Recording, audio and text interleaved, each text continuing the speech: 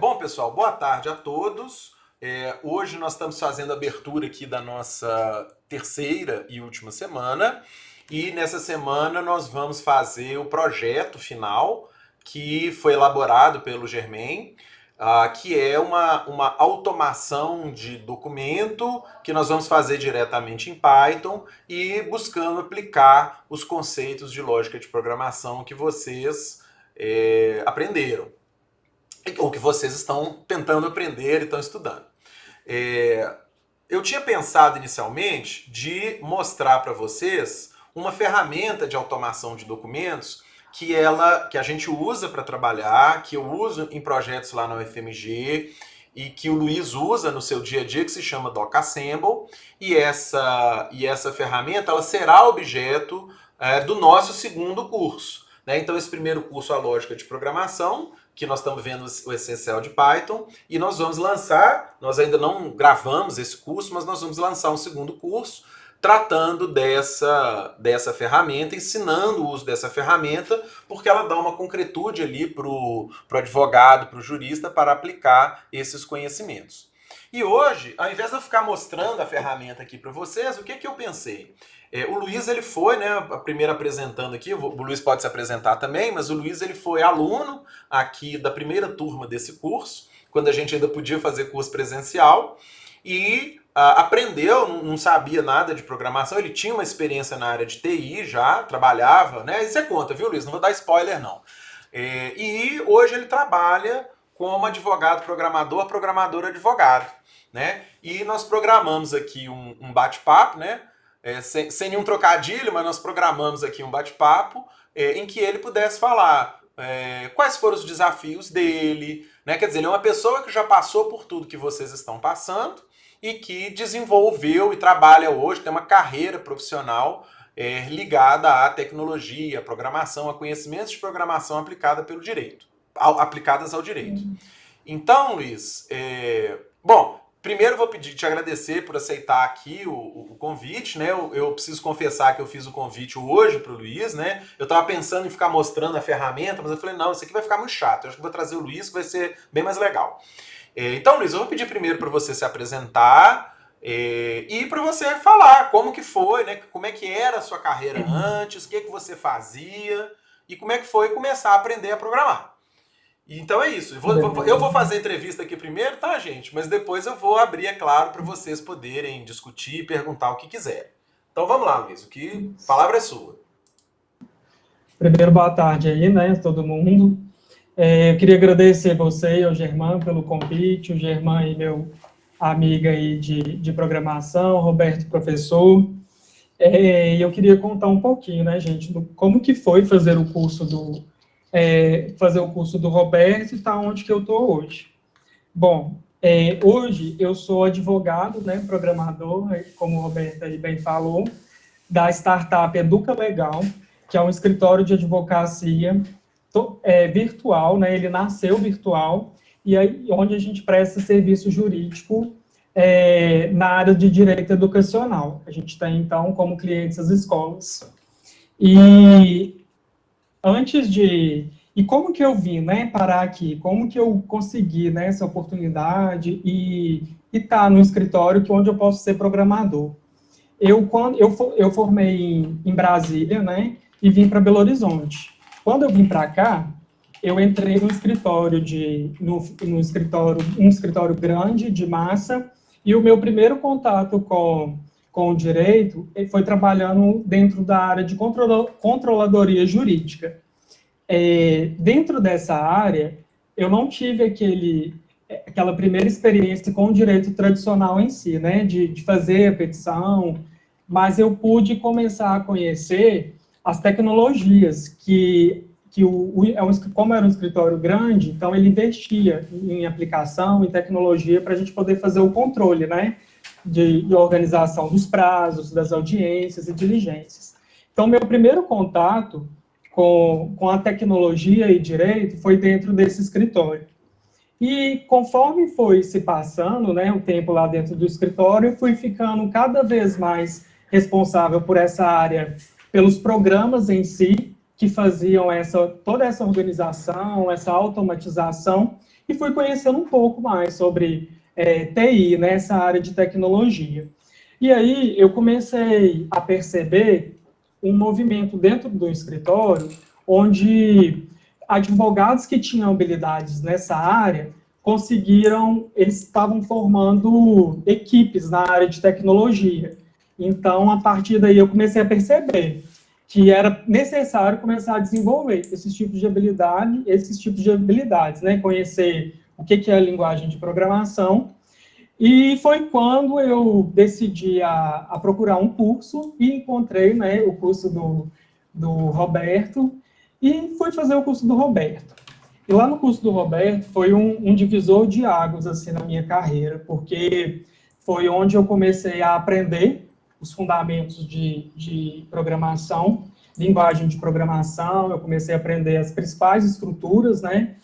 E conhecer quais são as tecnologias que a área jurídica estava se utilizando, né? Estavam utilizando ali. Então, esse foi o meu primeiro contato, assim, com a linguagem de programação. Eu já conhecia, eu sabia o que era, eu já conversava com programadores, mas o contato de escrever o código mesmo foi no curso. E foi muito importante para mim, porque esse movimento que eu vi acontecendo, né, dos escritórios procurando profissionais que sabiam, que tinham essas habilidades, que sabiam mexer com dados, surgiu diversas oportunidades para mim. E uma delas foi o Educa Legal, onde eu conheci pessoas, né, que estavam pretendendo criar um escritório de advocacia virtual, e eles precisavam de um advogado que tinha esse lado, esse conhecimento do que era, né, o que era a linguagem de programação. Então, eu pude entrar, né, dentro desse escritório, chamado Educa Legal, e tem um ano que eu tô nesse escritório, então ainda eu estou aprendendo, né, estou nessa jornada aí de virar programador, advogado programador, mas hoje eu já entendo um pouco e consigo desenvolver, né, tecnologias através da linguagem de programação dentro desse escritório que eu estou. Então, como que funciona, né? Contar um pouco da minha rotina, né? Luiz, isso aí que eu ia te pedir mesmo, né? Para você poder falar o que é o seu dia a dia, né? Para você dar uma materialidade para as pessoas, assim, e aí, beleza? Você vai para o escritório, você chega lá e o que você faz? Né? Como é que é o dia a dia do seu trabalho? Então, hoje eu estou dentro do escritório, eu sou responsável pela área de geração de documentos de forma automatizada, né?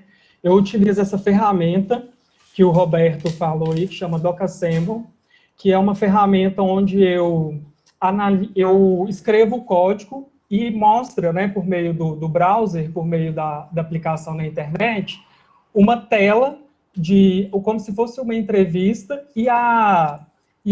o usuário, né, o nosso cliente, ele preenche e ao final da entrevista ele gera o contrato. Mas como que funciona, né? Toda a minha rotina aqui. Primeiro, eu queria falar que aqui a gente trabalha com a metodologia Scrum, que é uma metodologia ágil. Então, de 2 em 2 semanas, o dono do produto, né, que a gente chama aqui dentro, ele estabelece as tarefas, quais são as prioridades daquelas tarefas, junto com o Scrum Master, que é a pessoa que coordena mesmo o projeto aqui dentro. E aí, a gente tem o Scrum Ban, que é um quadro onde tem as tarefas, né, a fazer em andamento, onde que a gente fala os impedimentos, o que foi concluído. Então, todo dia eu chego aqui, a gente tem essas tarefas nesse quadro, e cada membro do time, né, que a gente fala time aqui, ele pega uma tarefa e começa a desenvolver essa tarefa. E aí, como aqui dentro eu sou responsável por essa área da programação, né, de gerar o documento de forma automatizada, eu converso muito com a equipe jurídica aqui dentro do escritório também. A equipe jurídica são advogados que entendem de programação também, então eles sabem conversar tanto comigo e com os profissionais que são só programadores aqui dentro. Eles são responsáveis pelo atendimento jurídico, né, junto com as escolas, então eles fazem toda essa parte de entender qual que é a necessidade da escola, e na hora que eles entendem, né, então, na hora que a escola, por exemplo, precisa de um contrato de prestação de serviços educacionais, eles abrem um caso aqui no Scrum, esse caso vem para mim, vem já com um template, com um contrato, que a gente chama de template aqui, com o texto jurídico pronto, e aí começa o meu trabalho. O meu trabalho funciona o seguinte: eu pego o contrato jurídico, leio, né, todo o contrato para entender qual que é a lógica desse contrato.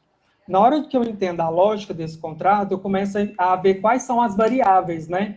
Porque pensa bem, um cliente, na hora que ele vai preencher, né, como que eu defino as variáveis? Na hora que o cliente ele vai preencher, o que, que vai mudar toda vez que ele for preencher? Então, eu preciso definir quais são essas variáveis. E aí, eu começo a montar a lógica da entrevista.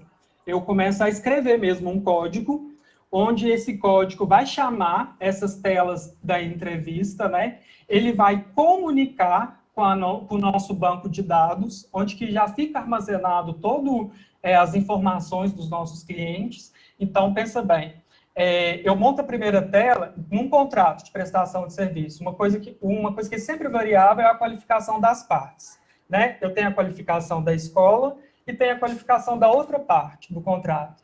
Então, isso é uma variável. Então, eu tenho que ter uma telinha mostrando para o usuário, né? Pedindo para ele poder preencher qual é o nome do contratante, CPF, todas aquelas informações da qualificação. Só que da escola, a escola já tem, a gente já tem essas informações. Então, por exemplo, eu já consigo pegar isso do banco de dados e não precisar de mostrar essa tela. Eu mostro só a tela da outra parte que ele precisa preencher. Isso tudo eu faço através do código.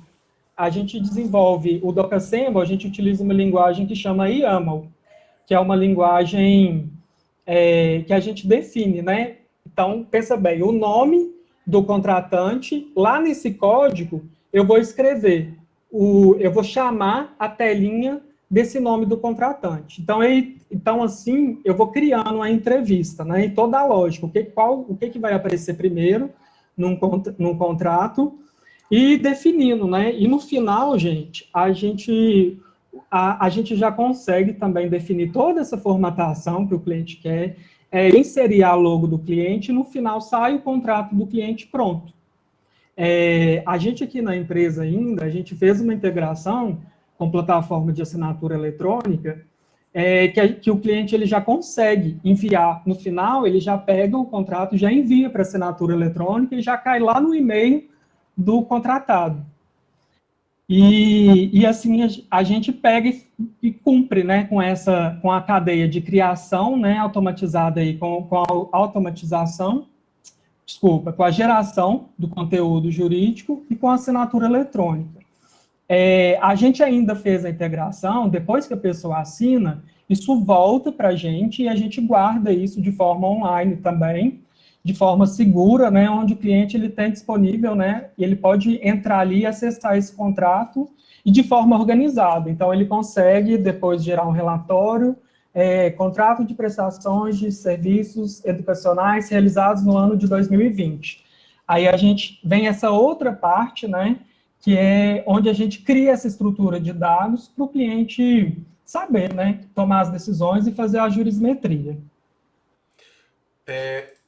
Ô Luiz, então, quer dizer, pelo que você está explicando aí, o documento que você produz, o documento que você automatiza, ele é muito mais do que só um modelo que a gente faz no Word, por exemplo, né? Ele é como se fosse um programa de computador mesmo, né? Que além de produzir o conteúdo, né? Além de gerar ali um texto ao final, ele também conta com outras integrações, com outras funcionalidades, não é isso? Isso mesmo, Roberto. E além dessas integrações que eu falei, né, é legal de mencionar também que, olha para vocês verem a possibilidade, né, com um contrato que eu consigo fazer, eu consigo disponibilizar o mesmo formato desse contrato para todos os clientes que eu tenho. Então, eu consigo já fazer essa entrega de um contrato para todos os clientes. Então, e além disso, gente, como todos os clientes, eles nos pedem atualização, ou então fazem alguns apontamentos, a gente atualiza esse contrato base, e aí essa atualização, que reforça, né, do ponto de vista jurídico, né, a segurança, a gente consegue já disponibilizar. Então, é um contrato sempre vivo, né, vamos dizer assim, é um contrato sempre que vai sendo incrementado. Então, é uma forma, assim, de eficiência mesmo, né, de criar um contrato, de fazer todas essas integrações, né, de tornar fácil, né, o que o cliente faz no dia a dia, e ainda, do ponto de vista jurídico, aumentar a segurança mesmo, né, de todos os nossos clientes. Muito legal, Luiz. Agora eu queria que você falasse um pouquinho, porque a gente sente essa ansiedade aí nos alunos, sobre quais que são aí os desafios, como é que é dolorido aprender a programar para quem é da área de humanas, como é que é o seu estudo, como é que foi no começo, você teve muita dificuldade, pensou que não ia dar conta, que ia desistir, falou, ah, meu Deus, onde é que foi amarrar minha égua? Como é que foi isso aí, Luiz? Gente, assim, isso é bem normal, tá? Acontecer com essa primeira experiência que você tem com a programação, porque você não entende, né, como que funciona a lógica de um computador, como que funciona essa comunicação de dados que é feita lá dentro. Então, você fica, primeiro impacto, assim, você fica totalmente perdido, pô, o que eu vou fazer com um for, o que eu vou fazer com um dicionário, uma estrutura aqui, o que isso, né, no meu dia a dia, como que eu vou trabalhar com isso? Então, no começo não foi fácil, foi muito difícil, assim, porque programação é difícil, muito interessante programação, mas é muito difícil também. Então, assim, o maior desafio, Roberto, que eu acho, o primeiro desafio é você passar dessa barreira, sabe? De achar que não vai dar conta de aprender, de achar que programação é maçante, que aquilo ali não faz sentido. Porque faz. Faz, e do ponto de vista profissional, abre diversas oportunidades. Mas, enfim, o primeiro desafio que eu diria é esse, né? De passar dessa barreira aí, de não entender qual é a lógica. E depois que você começa a se familiarizar com a linguagem de programação, vem os outros desafios, né? Que é justamente procurar mesmo assim, onde que o que eu vou utilizar disso no meu trabalho? Como que eu utilizo disso? Então, o segundo desafio, eu diria que é estudo mesmo, assim, tem que estudar bastante, até porque hoje a gente sabe que são várias tecnologias surgindo no mercado de trabalho, cada dia a gente tem alguma coisa diferente, uma automatização diferente. Então, o novo, ele nunca pode ser encarado como, nossa, vou ter que aprender mais uma coisa. Não, você tem que estar sempre com a cabeça assim, hoje é mais um dia que eu vou aprender diversas coisas. Assim. Isso é outro desafio que eu acho. Luiz, muito legais suas observações. Eu vou aqui agora abrir o nosso chat. Eu não sei se você está conseguindo ver. Está Eu aparecendo para você sim. também, não tá? Vamos ver se tem Isso. alguém aqui que já fez alguma pergunta aqui, ó. A Ingrid está comentando e daí eu vou abrir para perguntas mesmo. Deixa eu ver se tem alguma aqui antes. Tal, todo mundo está escrevendo. Tal. A Ingrid perguntou assim, ó. Bom saber que existem lugares para trabalhar. Eu procuro no LinkedIn e eu não vejo muito isso. Vejo mais teoria, mas não na prática. Então você já narrou aí a sua experiência, né, com a Educa Legal, esse escritório que está atendendo escolas, e você também narrou a sua experiência anterior com um grande escritório de advocacia que tinha uma área, né, de TI, Sim. né, uma área específica de TI, de desenvolvimento, de implantação de sistemas. Como que você vê, o que que você diria para a Ingrid, como que você vê essas perspectivas aí profissionais? Bom, do ponto de vista profissional, eu diria que você deve começar a desenvolver essas habilidades cada vez mais rápido possível, porque eu que já estou dentro da empresa, né, eu tenho muito contato com pessoas que trabalham nessa área dentro de escritório de advocacia.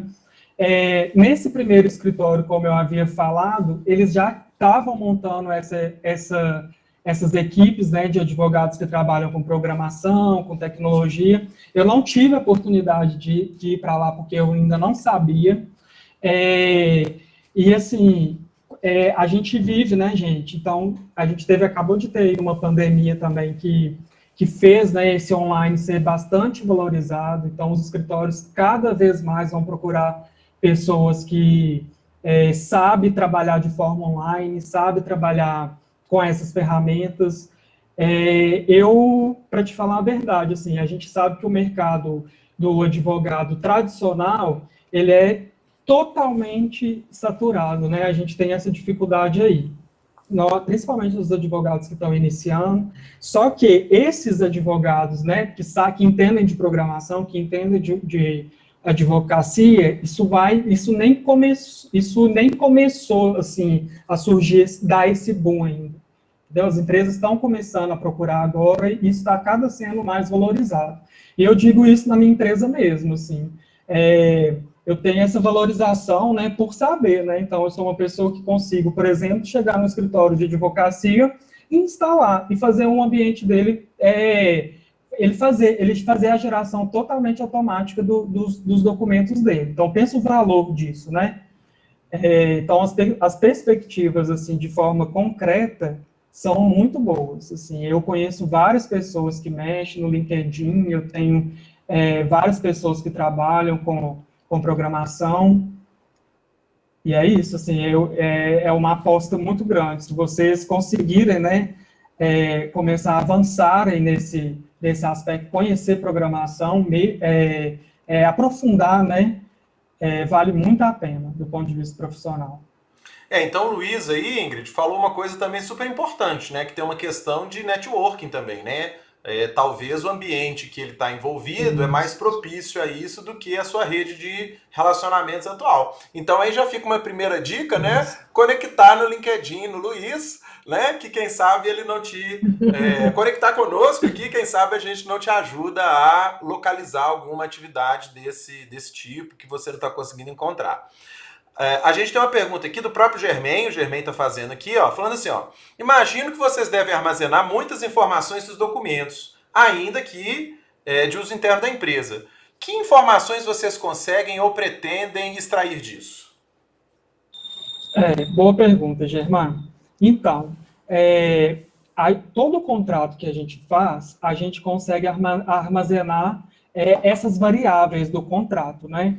Então, por exemplo, Germán, eu consigo saber qual que é a vigência de um contrato, quando é que ele vai terminar. E aí eu consigo, a partir daí, eu consigo fazer várias ações, né?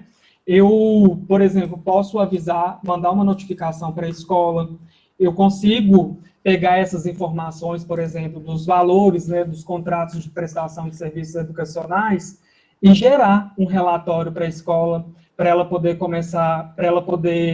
montar os gráficos, né, analisar os dados que são gerados aqui.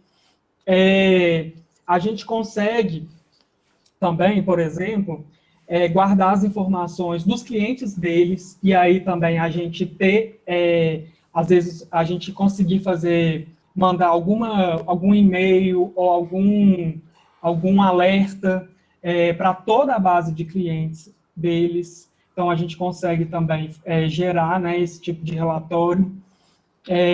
Toda a informação jurídica de um contrato, porque, por exemplo, você pensa bem, num contrato de papel, você faz o contrato de papel ali e depois você digitaliza ele, né? Você não consegue extrair. O nosso não. O nosso, todas as informações do contrato são guardadas no banco de dados. Então, a gente consegue montar dashboards. Por exemplo, aqui dentro da nossa empresa também, a gente consegue ver quem está fazendo as entrevistas. Então, é nesse sentido, entendeu? Que a gente consegue. Vamos ver a próxima aqui. A Francina está pedindo aqui, doutor Luiz, pode mostrar esse programa que fez na prática?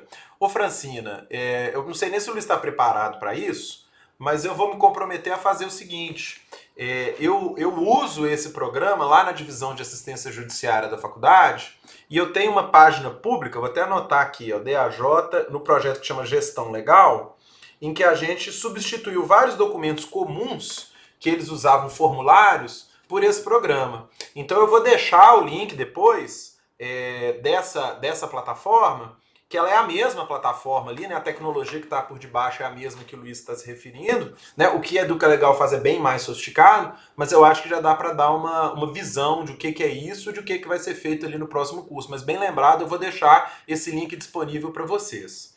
Vamos ver aqui, ó. A Júlia está perguntando assim, olha. Tenho a impressão de que os programas feitos por quem não tem formação original na área de tecnologia são menos seguros e confiáveis em razão de limitações técnicas.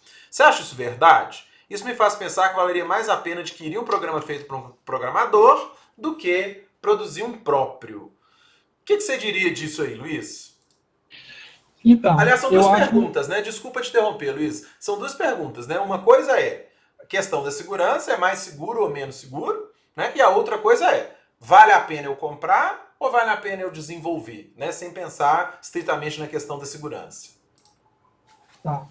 Em relação à primeira pergunta, eu diria que para você construir, né, um software, o programador que foi formado, que estudou 5 anos, é óbvio que ele vai ter, né, o conhecimento ali e vai poder gerar um programa com mais segurança.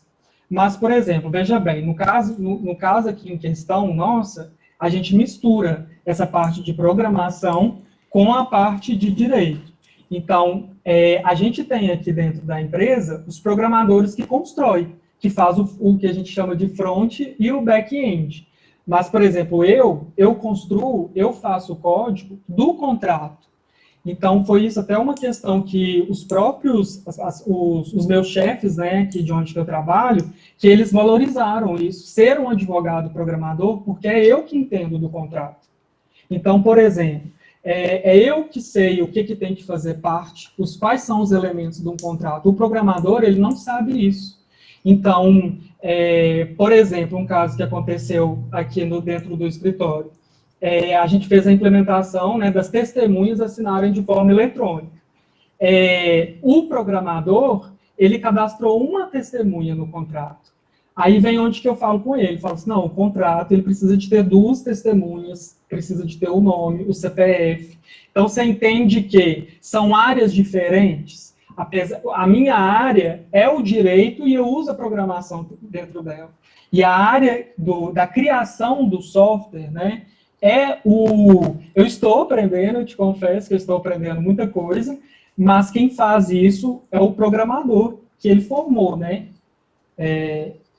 Tem essa formação técnica, né? Ô Luísa, desculpa, aproveitar emendando uma pergunta nisso, né? Você pode, claro, né, responder da forma que você quiser e falar aí da questão da aquisição do programa ou do desenvolvimento, mas são equipes transdisciplinares, não é isso? Como é que é também, depois de você falar da outra, como é que é essa questão de você conviver num ambiente multidisciplinar?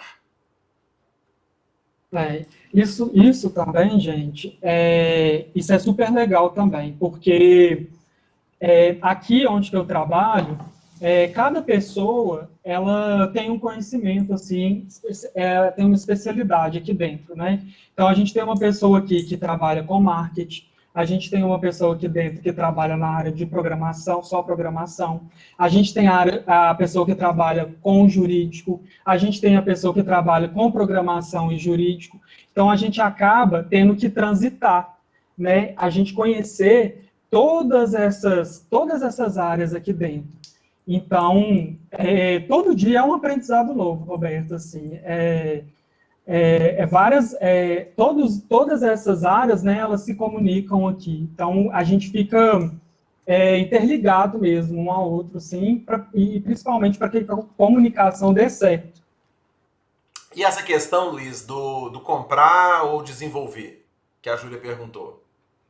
Essa questão do comprar e desenvolver, o meu professor aqui dentro, né, eu chamo ele de professor, ele tem um ditado aqui, tudo que o programador ele é preguiçoso, tudo que a gente tem que aproveitar sempre aquilo que já existe. Então, eu diria que, por exemplo, se a gente já tem um Docker Assemble, que faz toda essa geração, né, automática dos documentos para mim, por que eu vou gastar o meu tempo criando esse software, né, essa aplicação que já está ali, que já foi testada por várias pessoas?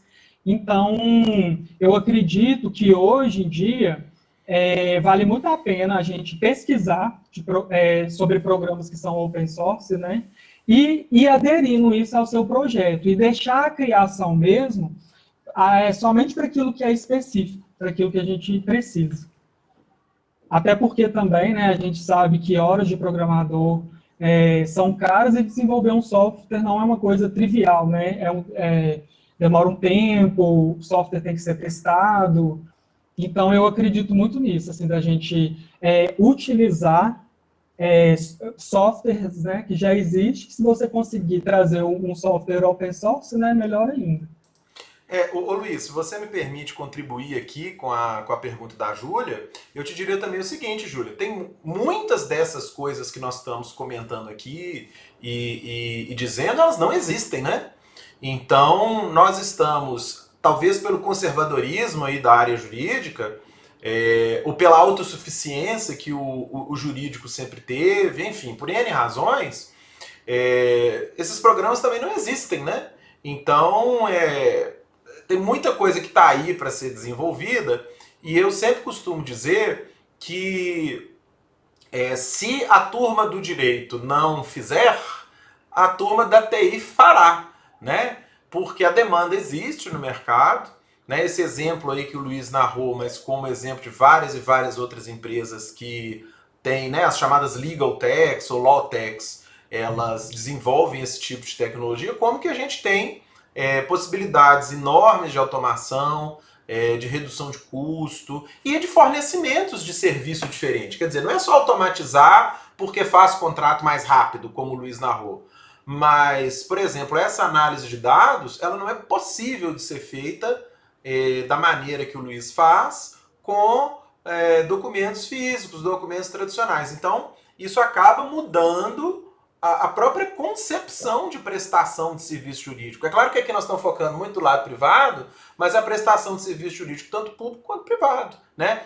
Não que o judiciário seja apenas prestação de serviço, o judiciário é garantidor de direitos também, né? Como o professor Pepe sempre lembra, né? Então nós não podemos ver o judiciário como prestador de serviço só, ele é protetor dos direitos também, mas enfim, muita coisa não existe, né? E ela está aí para ser criada e nós temos que criar essas coisas. Eu acho que essa iniciativa é muito essa, né? É de ver que existem possibilidades e que a gente pode fazer coisas novas, e que tem aquela frase super repetida que eu já vi ser atribuída a tudo quanto é gente diferente. Já vi que foi o Steve Jobs que falou isso, que foi o Peter Drucker que falou, que foi Mandela que falou, enfim. Mas que diz o seguinte, olha, a melhor maneira de prever o futuro é inventá-lo. Né? Então é isso, né? O que vai ter aí? Olha, é o que a gente criar daquilo ali que vai ter. Aqui, ó, a Francina está perguntando aqui também, olha. A turma da TI fará sozinha e nós do jurídico sofreremos por não termos participado do desenvolvimento. Exemplo disso é o PJE. Ô Luiz, aproveitando aqui a dica da Francina, lá onde você trabalhou, né, nesse outro grande escritório que você trabalhou, não precisa dar o nome aos bois se você não quiser, evidentemente, até para preservar o sigilo, mas enfim, você teve experiências como essa, de coisas assim, porque lá, pelo que eu entendo, tinha uma equipe bem grande na área de TI, né? Você teve experiências como essa, de que um projeto foi desenvolvido ou implantado de maneira transdisciplinar, e outro que não, que foi só a turma da TI que fez e um deu mais certo que o outro. Você tem alguma experiência nesse sentido, dessa colaboração? Tenho, sim. Lá nesse escritório que eu trabalhava, tinha uma empresa que a gente que tinha, né, os programadores, mas aí o que aconteceu, gente? Eles começaram a perceber que só sendo o programador, ele não entende de direito. Então, só deixar isso na mão dos programadores, eles começaram a perceber que isso não adiantaria, porque o software ele era criado de uma maneira que não era aquilo que o advogado queria, que não era aquilo que a gente precisava. Então, eles começaram justamente a fazer essa quebra, né? essa visão do advogado, e aí é onde que eu falo, assim, mais uma vez, né, que começou esse movimento de pegar, né, todos os advogados que tinham essas habilidades, né, e começar a criar, a estar dentro desses projetos, né? Eles começaram a chamar, a criar, tinha uma reunião, uma reunião semanal falando sobre tecnologia, onde qualquer advogado poderia desenvolver um projeto e entrar nesse projeto e desenvolver, né? É claro que para criar o código você precisa aprender, né? Assim como um programador para entender de lei, ele precisa estudar a lei. Só que o advogado que consegue aprender programação, Roberto, ele tende a criar o software de uma maneira que realmente atenda assim, a questão jurídica, sabe? Por exemplo, dentro desse escritório, gente, eles começaram a desenvolver, era um escritório muito grande, era um escritório de massa, e eles começaram a desenvolver as esteiras, né, que a gente chama de esteira. Então, eles tinham a equipe que era responsável por fazer o peticionamento, a equipe responsável por fazer a contestação, a equipe responsável por fazer pugnação e, assim, todo o trâmite processual, né, era dividido por equipes. E aí, o que eles começaram a fazer? A gente sabe, né, claro, assim, que nós humanos, né, o índice de erro, quando a gente fala no escritório de massa, ele é alto, então eles começaram a investir na criação desses programas aí para poder diminuir esse índice de erro. E aí, eles criaram um software lá dentro que faz todo esse mapa e essa condução do processo de forma automatizada. Então, a gente tem todas essas fases, elas foram automatizadas dentro do escritório, e o advogado tradicional, né, eu diria assim, dentro do escritório, ele vai estar responsável para verificar o que o programa está fazendo, né? E, por outro lado, as pessoas que conseguiram ir para essas equipes, né, de criação do software, conseguiram desenvolver essas habilidades, e são pessoas que estão lá, que conseguiram os cargos altos, conseguiram as promoções, justamente porque eles foram valorizados, por terem esses conhecimentos, entendeu? Então, eu diria que, na nossa área, você ser um advogado programador, né, claro que você tem uma experiência, né, fazer a sua trajetória como programador, daqui para frente vai ser muito valorizado do que um programador que não entende de direito em construir um software. Então, por mais que hoje eu não tenho tanta experiência, mas daqui a 5 anos, entendeu? Daqui a 3, 5 anos. Então, eu vou ser um programador que vou sei o direito e vou conseguir desenvolver, fazer o que o programador faz hoje. Bom, Luiz, deixa eu ver aqui mais perguntas. A Ingrid está falando, suspeito de qual escritório o doutor Luiz trabalhou, risos. Então fica suspeitando, viu, Ingrid? Vamos denunciar aqui não, tá? Vamos lá. Caro Luiz, parabéns, ainda bem que os programadores não têm conhecimento jurídico. Sabe me dizer se eles operam com preocupações sobre transparência, ética ou justiça dos algoritmos criados? Ou seja, esses programadores conversam sobre essas preocupações tão caras sobre o direito? Já ouvi dizer que sim, mas queria ouvir a opinião de alguém de dentro. E aí a Bruna completa. Exatamente esse papel, o principal ponto de desafio. Como a programação pode contribuir para combater desigualdades, por exemplo, ou para garantir direitos fundamentais, ou ainda, no mínimo, evitar que a automação de certos serviços jurídicos acentue vieses já existentes. Acredito que estender a programação é crucial para isso, mesmo que o advogado não se torne programador propriamente dito. Ô Luiz, você vê, né, tentando aqui sintetizar essas duas indagações aqui, você vê que a turma da TI está preocupada com a questão ética, com a questão da realização e proteção dos direitos, né? Eu para falar a verdade, não sei nem se a turma do direito está tão preocupada com isso, né? Mas enfim, você acha que o pessoal da TI tem essa compreensão disso aí? Roberto, de uma forma geral, eu acho que ainda não, sabe? Eu acho que a gente está entrando aí numa crise ética, né? Do ponto de vista de programação e até mesmo do direito, mas ainda eu não vejo muito essa preocupação. Porém, eu consigo já visualizar que, por exemplo, a gente sabe que o acesso à justiça ainda no Brasil, ele é totalmente deficiente. A gente sabe que a maioria das pessoas, né, principalmente as pessoas aí carentes, elas não têm acesso à justiça.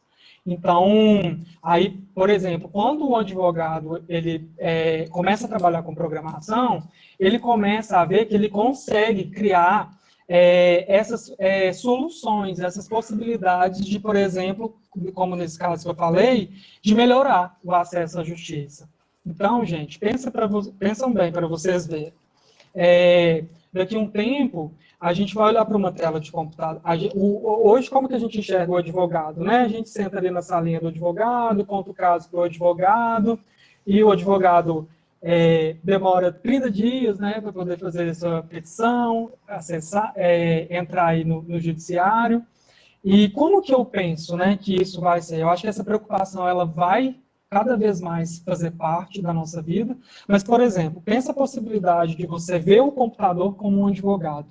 E aí, nesse computador, você conseguir conversar com uma inteligência artificial, ou então conseguir, por meio mesmo de, por exemplo, dessas entrevistas que a gente preenche, conseguir contar o seu caso ali, definir o seu caso e já impetrar, protocolar automaticamente aí no judiciário, né? Pensa o tanto que isso pode melhorar, né, nesse ponto. Então, eu ainda vejo que não é uma preocupação ainda, mas eu acho que o mundo, assim, de uma forma geral, vai começar... Tem, né, gente? A gente tem que começar a pensar nisso, né? Onde que isso... Como as coisas estão e pensar mesmo como as pessoas, nos direitos das pessoas. Eu queria contribuir para esse ponto, citando alguns exemplos interessantes, que são o seguinte: esse próprio projeto que eu coordeno lá na universidade, que é o projeto de gestão legal, a gente começou na divisão de assistência judiciária a automatizar documentos. É claro que lá houve um cuidado para a gente não automatizar tanto, porque lá também é um local de aprendizado. Mas a gente automatizou aqueles documentos que não envolvem aprendizado nenhum e que já eram formulários. Então tem lá uma declaração de comparecimento, tem uma petição, uma procuração, um atestado lá que o cara entregou os documentos que ele tinha que entregar, que o assistido, né, entregou os documentos. Então assim, não tem aprendizado nenhum ficar fazendo isso, né? Então a gente começou com essa automação. Agora, a gente está desenvolvendo um software que está sendo desenvolvido pela empresa júnior da universidade. Os alunos, né, são alunos de graduação principalmente, mas há contribuição também de alunos de pós, imaginaram um sistema de atendimento. Lá já tinha um sistema de controle processual, né, esses sistemas aí que a gente conhece de controlar prazo e controlar cadastro de processo, mas atendimento não, atendimento era manual. Então agora está sendo concluído esse sistema de atendimento.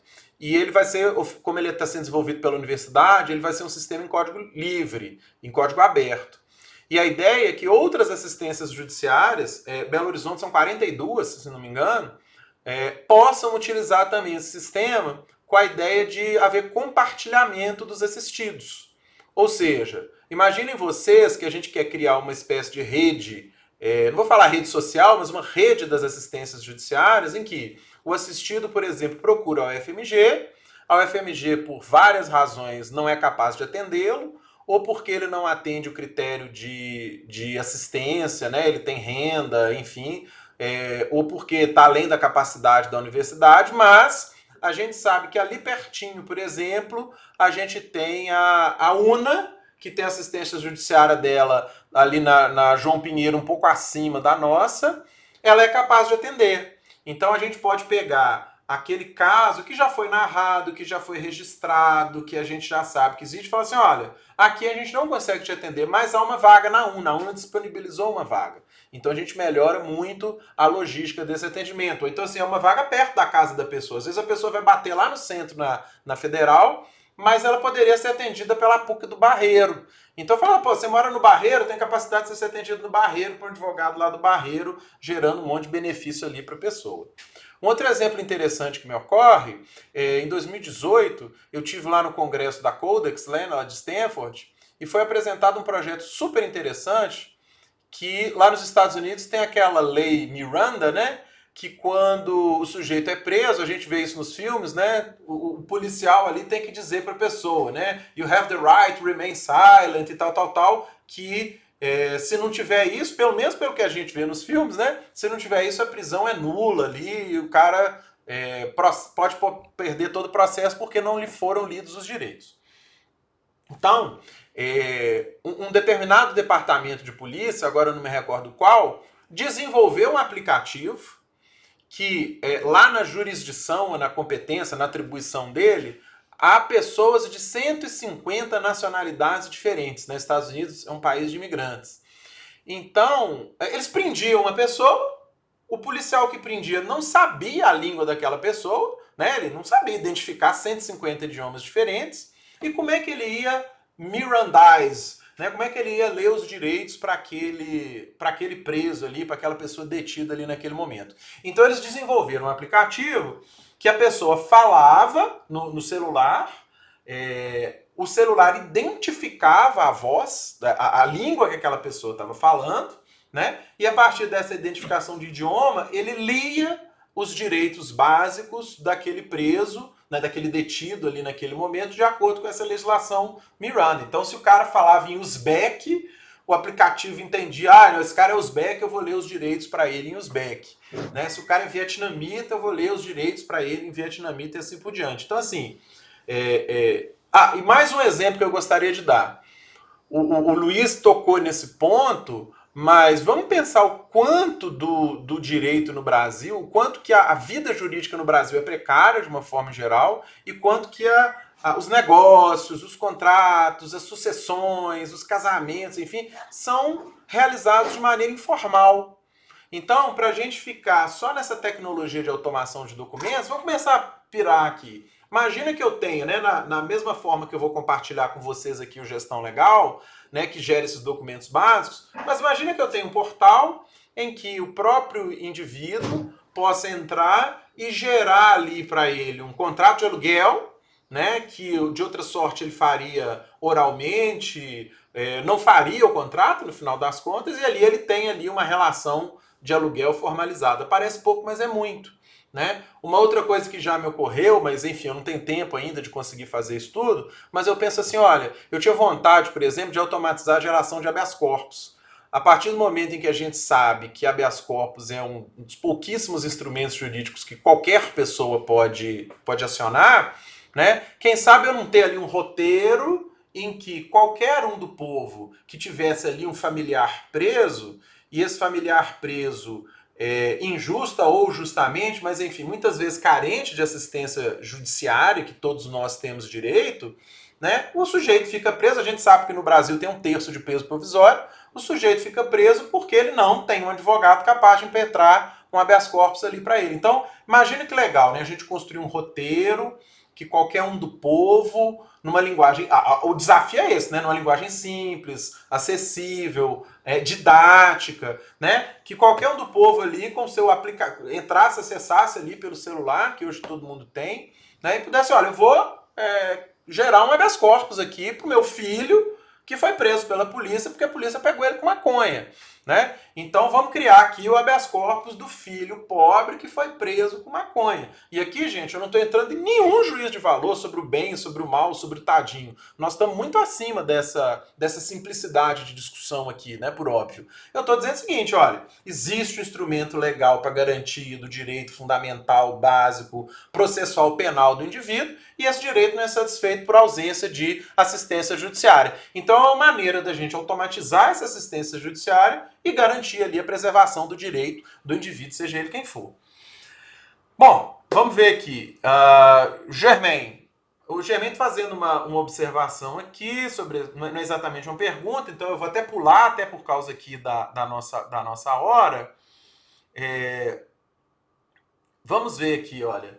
Tem gente já querendo criar o projeto. Tem gente querendo criar o projeto.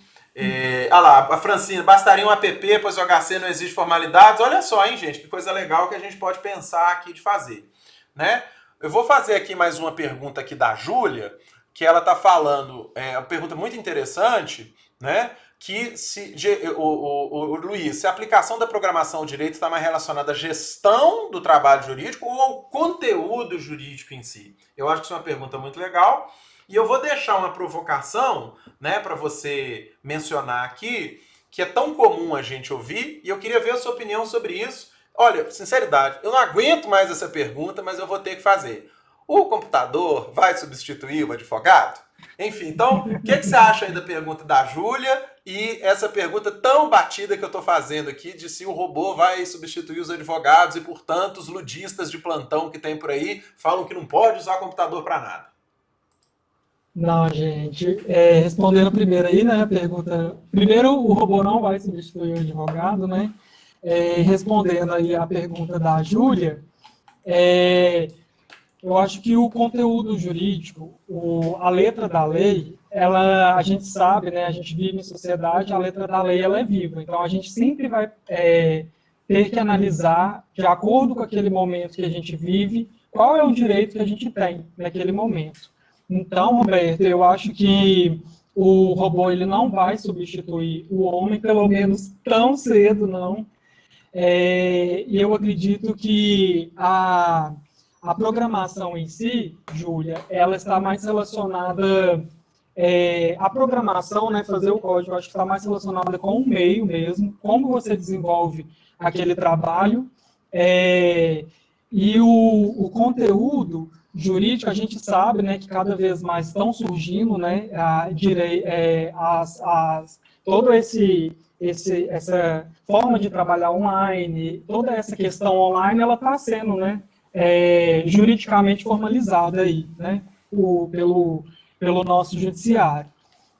Mas eu acredito, Roberto, que o homem ele não substitui, o robô não substitui o advogado. A gente sabe que o direito é uma matéria abstrata mesmo, assim. Então, sempre essa análise crítica, no final das contas, eu acho que ela é nossa, assim, sabe? Vamos lá então, pessoal. Vou ver aqui as últimas perguntas, né? A gente já está chegando aqui a 1 hora, já está dando quase o nosso tempo. Vamos ver aqui. Aqui, ó. O que precisamos pensar? Vamos ver a pergunta aqui da Francina, né? Isso é legal, essa observação é legal da Francina. Eu acho que não é uma pergunta, né, Francina? É um comentário mesmo, penso que é muito legal e que eu concordo 100% com isso aqui. É isso mesmo.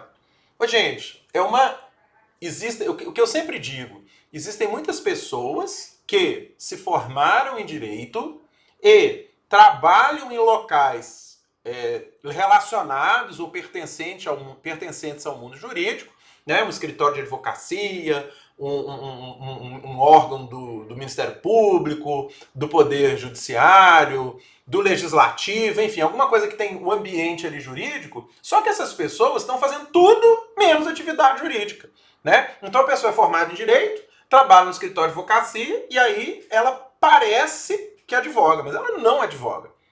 O que ela faz? Ela lança prazo, ela peticiona, ela paga guia, ela carrega papel ou carregava papel. Então, enfim. E aí eu chego num segundo ponto, que até aquele primeiro vídeo que eu compartilhei do professor Silvio, lá da Federal de Pernambuco, ele comenta isso. Eu não acho que vai haver uma substituição, né? Eu acho que a gente tem que colocar com mais propriedade essa pergunta, no sentido de que há um deslocamento. Ou seja, muita gente que por N razões, ou porque tem uma formação ruim, não teve oportunidade de estudar mais. E aqui, gente, estou falando sem pudor nenhum. As formações jurídicas são muito diferentes. Você tem formação de ponta no Brasil, você tem formações muito ruins, né? E essas pessoas que ficam ali no semi-legal, no paralegal, fazendo atividades repetitivas, essas pessoas vão ficar sem o trabalho delas, né? O exemplo que o Luiz está dando aí das esteiras do escritório que ele trabalhava, ou da automação que a empresa que ele trabalha, o escritório que ele trabalha hoje faz. Enfim, esse trabalho vai ser automatizado, está sendo automatizado, e o que a gente faz com esse pessoal? Como que a gente qualifica novamente essas pessoas para operarem essa tecnologia, né? o professor Silvio, ele comenta no vídeo dele falando da neurocirurgia, falando o seguinte, olha, eu não sei se vocês lembram disso, em 2035, ele prevê que vai chegar à conclusão de falar assim, olha, como que a gente era maluco de deixar médico fazer uma cirurgia, neurocirurgia, sem robô. Olha que risco que é isso. Então, quando a gente pega uma esteira ou de processual, ou quando a gente pega uma esteira de contratos em massa, ele está fazendo contrato para a escola, matriculando 10 mil alunos numa escola, daqui a 10 anos nós vamos olhar para trás e falar assim, gente, a gente era doido de fazer isso na mão, a gente era maluco de fazer isso na mão, olha a quantidade de erro que tinha. Então eu concordo muito, acho que o Luiz disse isso, né, Luiz? Falando lá das esteiras, olha, eu vou trocar as pessoas que realizavam as tarefas pelas pessoas que controlam os sistemas, que supervisionam os sistemas que fazem as tarefas, né? Isso mesmo.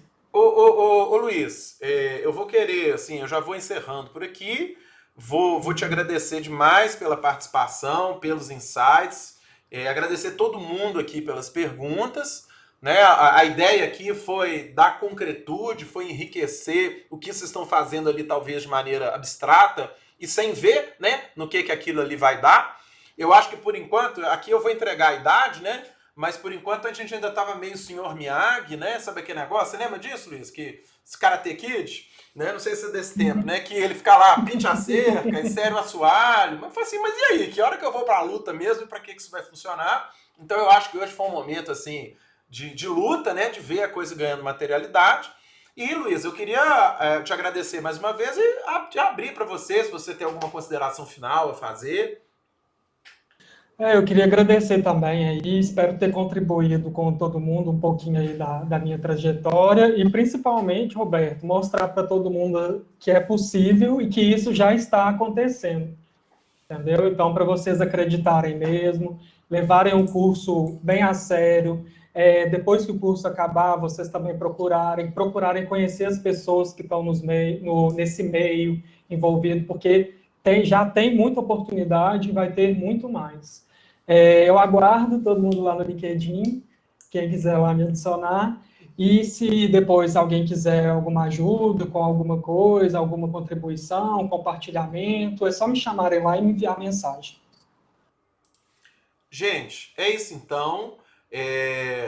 Agradecer demais novamente a presença do Luiz, o tanto que ele contribuiu aqui para o nosso curso, para a nossa atividade. E a partir de amanhã nós vamos abrir os últimos conteúdos, que são os conteúdos do projeto especial, do projeto final, que é um exercício mais difícil do que os que vocês fizeram até agora, de colocar em prática um pouquinho do Python para a gente tentar automatizar ali a coleta de dados e a geração de um documento. Tá bom, gente? Então, pessoal, boa noite, Luiz. Muito obrigado. Até a próxima. Um abraço a todos. Valeu.